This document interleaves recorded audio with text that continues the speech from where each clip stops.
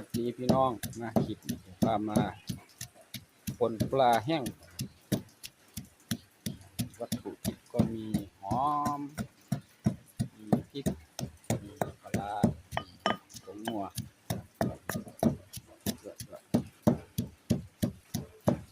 เยอะ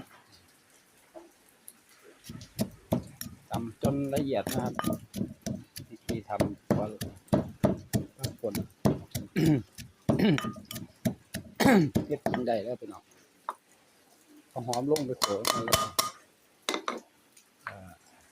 ได้เสร็จพร้อมๆกันตามนั้นตามด้วยพริกผงทำเป็นน้ำพริกนัว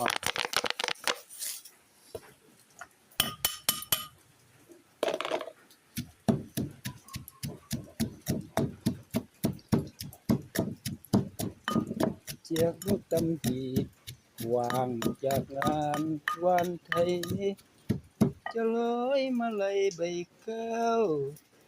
ให้ขอสาวจำปาเจ้าเป็นเทพ